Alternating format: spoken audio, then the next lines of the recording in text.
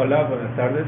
Mi nombre es Francisco Javier Torres Banzini, defendiendo el tema análisis del modelo de cultura organizacional de las empresas familiares de Chipilo desde un enfoque sociológico y administrativo. Para mí ha sido un placer investigar sobre este tema, ya que toda mi vida ha girado en torno a Chipilo y enfocado siempre a la industria de alimentos. Sí, desde niño viví en un establo lechero de mis abuelos. Posteriormente me he dedicado a la elaboración de alimentos. He trabajado también en otras colonias italianas, como la colonia Manuel González en Veracruz. Bien, Chipilo es una junta auxiliar del municipio de San Gregorio Atzompa. Tiene aproximadamente 3,000 habitantes, y una cuestión interesante de Chipilo como motivo de estudio desde el punto de vista sociológico e incluso económico es que no existe la pobreza extrema, a diferencia de otras colonias de la región. De hecho, Chipilo ha promovido la economía de la región y ha contratado personas de las poblaciones cercanas como San Bernabé, como San Gregorio, y de ciudades como Atlisco, Cholula, y siempre bajo un enfoque empresarial. El enfoque empresarial que han tenido las empresas de Chipilo ha sido siempre de tipo familiar. No hay grandes empresas, sí las hubo, y hay 2 o 3 de otro ramo, del ramo mueblero. Sin embargo, las industrias de alimento pertenecen a la categoría de microempresas industriales. Otro aspecto muy interesante de las empresas de Chipilo es que tienen una gran longevidad. De hecho, hay tiendas de alimentos que fueron fundadas en 1902 y siguen funcionando hasta la fecha. Muchas personas creen que por ser una colonia italiana van a encontrar productos que se encuentran en Italia, pero la verdad es que las empresas de Chipilo se han adaptado al mercado mexicano, así como se han adaptado al mercado de otros países. Sí, las empresas familiares de Chipilo también han incursionado en otros negocios, como el negocio mueblero. Con esto podemos demostrar que realmente no es tanto el talento en la cuestión de alimentos lo que hace que las empresas de Chipilo sean tan exitosas, sino que más bien es su sistema organizacional que puede adaptarse a cualquier otro tipo de negocio. Sí, después de la industria mueblera, que cayó por cuestiones de comercio internacional, los estableros volvieron a retomar el negocio, y actualmente hay muchos establos que en la parte de atrás de su establecimiento tienen una pequeña carpintería. Entonces muchos están manejando los 2 negocios sin ningún problema. Entonces es de llamar la atención cómo el sistema organizacional de las personas de Chipilo ha sido un detonador de muchos negocios. Una parte importante por la cual las empresas de Chipilo son tan longevas es por las alianzas comerciales que por necesidad han creado. De hecho, Chipilo, cuando se fundó en un lugar muy árido, donde las tierras no tienen nitrógeno. Entonces prácticamente el único cultivo que pudieron aprovechar fue el de la alfalfa.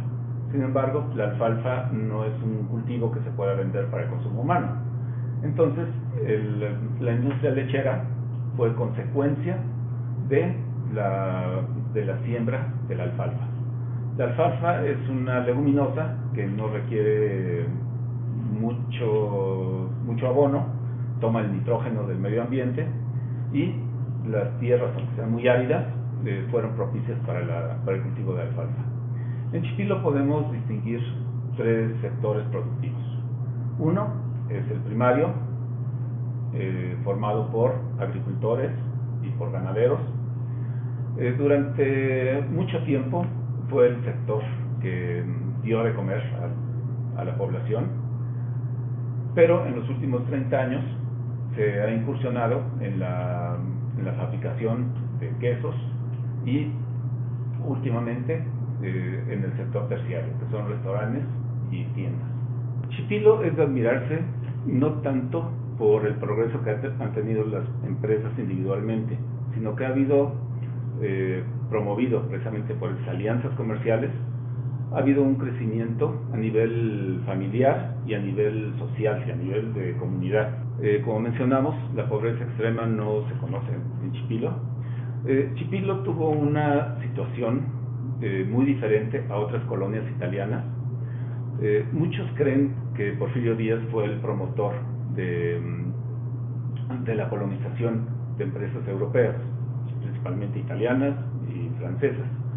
Sin embargo, el proyecto de colonización surgió desde el gobierno de Antonio López de Santana, ya que quiso copiar el modelo exitoso de Uruguay, Argentina y Brasil, en el cual las colonias italianas funcionaron a la perfección. Sin embargo, la situación que tuvieron en esos países fue de un seguimiento continuo y apoyo a las colonias italianas, cosa que no ocurrió en México. El gobierno de Antonio López de Santana, como sabemos, tuvo muchos conflictos armados, tuvo un conflicto con Estados Unidos, en la cual perdimos la mitad del territorio, y se culpó precisamente a la colonización como la causante de la pérdida del territorio. Entonces hubo mucho resentimiento y mucha precaución con los inmigrantes que se traían a México. Después del gobierno de López Santana hubo una inmigración. Se trajeron dos colonias de inmigrantes, una en Papantla y otra en Tecolutla, las cuales no funcionaron. Sin embargo, los habitantes de Papantla acogieron a los inmigrantes y actualmente pues, tienen negocios. Incursionaron en el negocio de la vainilla y en el negocio del café, y actualmente los habitantes inmigrantes se encuentran en esta zona, pero no integrados como una colonia. Después del gobierno de Antonio López Santana hasta el gobierno de Porfirio Díaz y Manuel González, se retomó la inmigración como un modelo a seguir para la modernización del campo. De hecho, se crearon colonias modelo que tenían como finalidad traer tecnología y precisamente una forma de trabajo que era muy novedosa para México, para México del siglo XIX. De las 4 colonias que se fundaron, Chipilo es la única colonia que se mantiene unida, se mantiene como colonia. Una causa de este suceso es que Chipilo se sometió a un aislamiento por 18 años, obligado por el gobierno mexicano. Y esto fue porque las tierras que mucha gente piensa que el gobierno mexicano les regaló a Chipilo fueron vendidas a crédito. Ahora, cuando llegaron a México, vieron que las tierras eran áridas y que tuvieron muchos sobreprecios, como se ha dado mucho con el gobierno mexicano. Sin embargo, todos decidieron quedarse, apostaron al proyecto de Chipilo, y ese periodo de aislamiento fortaleció la cultura de Chipilo como tal. Normalmente en los periodos de aculturación, los inmigrantes tratan de aprender la cultura del país donde llegan, y muchas veces guías de fuerza la cultura nativa, como ocurrió en las otras colonias italianas. Sin embargo, la colonia de Chipilo se fortaleció. Bueno, como algunos sociólogos han estudiado en materia de inmigración, indican que cuando la cultura de origen es muy fuerte, normalmente hay una defensa hacia sus costumbres, hacia sus raíces, y puede ir hacia tomar dos vertientes. Una es el miedo a perder la cultura de origen, y puede haber movimientos de defensa y de aislamiento. y otra es la de aprender la cultura del país que los acogió y mantener las dos culturas. En Chipilo se ven las dos vertientes, pero principalmente el biculturismo. La cultura véneta, incluyendo el idioma, las costumbres,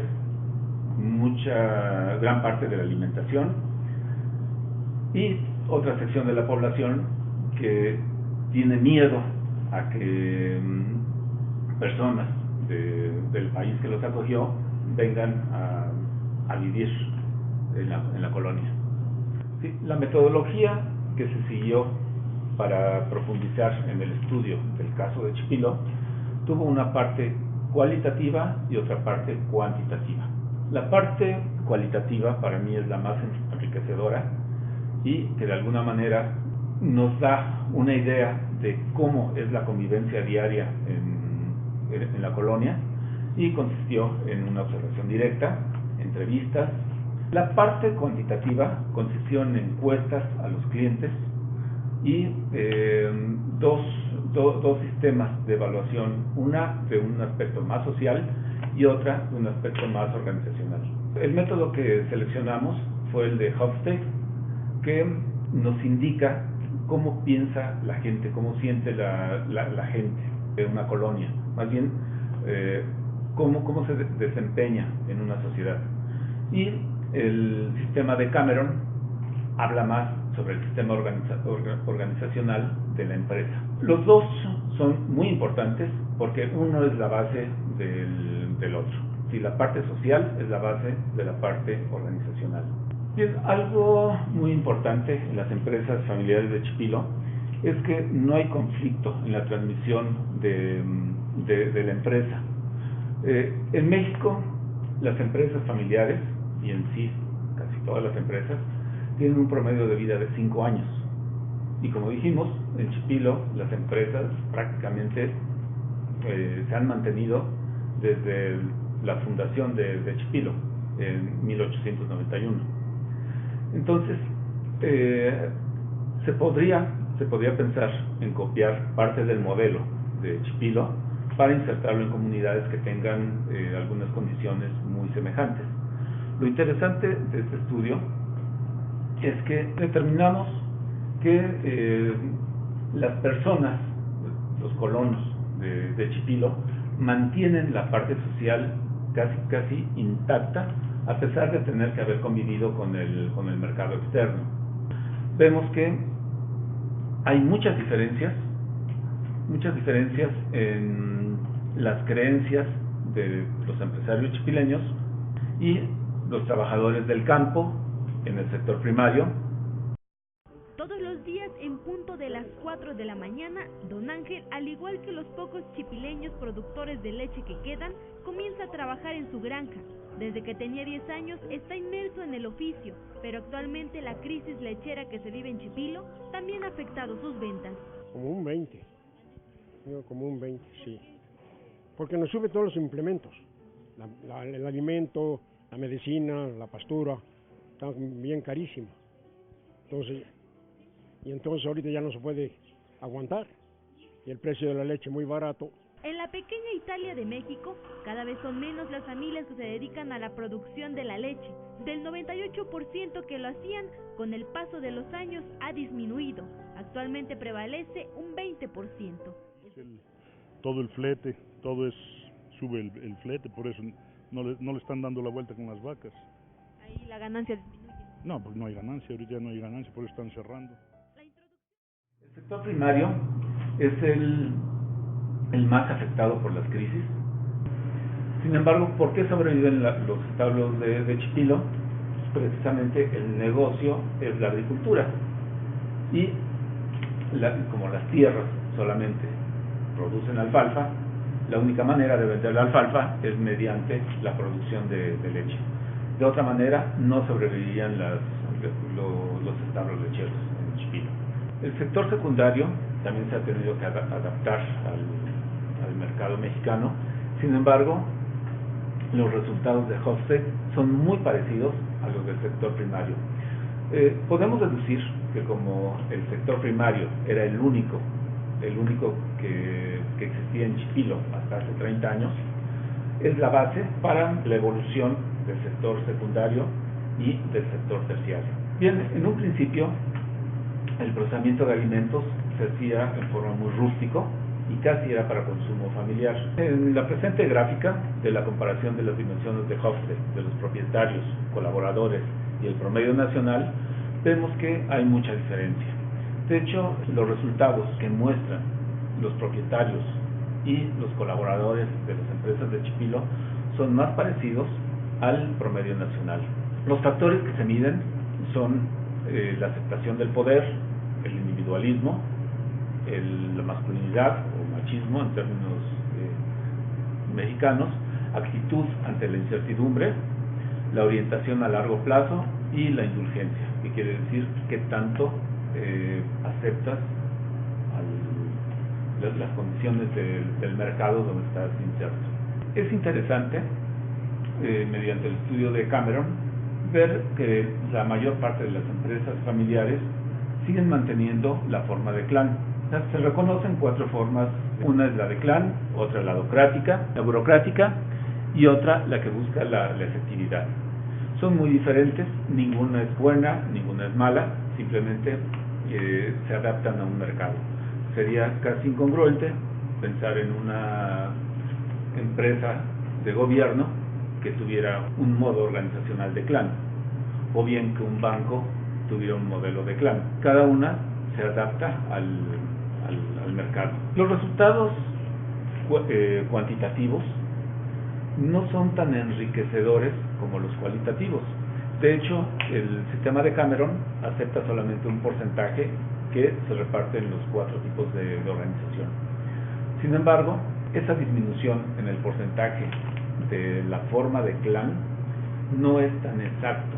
Mediante las entrevistas podemos ver que se sigue manteniendo en la familia el tipo de organización de clan, sin perder tanto hacia la efectividad o hacia la burocracia. De hecho, las empresas del sector secundario son las que han evolucionado más hacia el sistema de efectividad que al de clan. Sin embargo, esto ha funcionado con los empleados en la organización administrativa. En lo que se refiere a la propiedad y a la familia, prácticamente no ha cambiado nada. Bien, los factores que considera el sistema de Cameron son principalmente el liderazgo, que es lo que más ha cambiado en los temas administrativos de las empresas de Chipilo, aunque también se considera el factor de valores o de cohesión, el clima organizacional y el criterio de éxito.